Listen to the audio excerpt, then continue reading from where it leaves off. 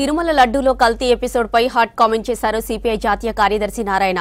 ప్రసాదం కల్తీకి ప్రధాన కారణం మాజీ సీఎం జగనేనని మండిపడ్డారు. వైసీపీ హయాంలో రివర్స్ టెండరింగ్ పేరుతో ప్రభుత్వానికి కోట్ల నష్టం వచ్చిందన్నారు. ఆ నష్టాన్ని కప్పిపుచ్చుకోవడానికి కమిషన్ల కోసం వెతికారని చెప్పారు నారాయణ.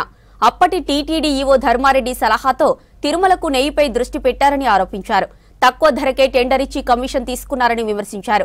అలా కల్తీ నెయ్యిలో వచ్చిన కమిషన్ నేరుగా జగన్ కు వెళ్లిందని ఆరోపించారు నారాయణ. జగన్మోహన్ రెడ్డి ముఖ్యమంత్రి కాగానే రివర్స్ టెండర్స్ అని కొత్త పాలసీ పెట్టాడు.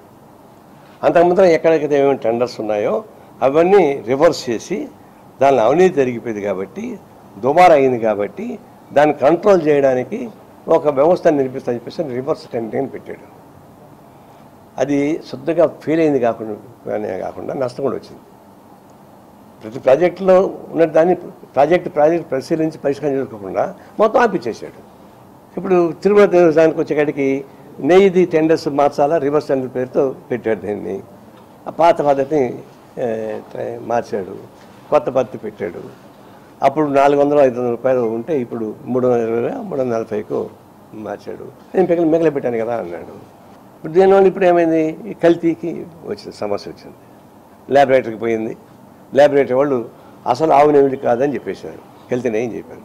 అందుకని నేను సుమోటోగా సుప్రీంకోర్టే ఈ ఇష్యూని తీసుకోవాలి. ఎందుకు తీసుకోవాలంటే ఇది ప్రపంచవ్యాప్తంగా వ్యాప్తి చెందినటువంటి సమస్య. ఇది భక్తులు ప్రపంచవ్యాప్తంగా ఉన్నారు, ఇది విస్తృత పరిధి ఉంది కాబట్టి సుప్రీంకోర్టు డిసిషన్ తీసుకొని సుమోటోగా ఎన్క్వైరీ చేసి దీనికి పులిస్ పెట్టిన కోరిన మాట. అందుకని ముందు నేను ప్రపోజ్ చేశాను.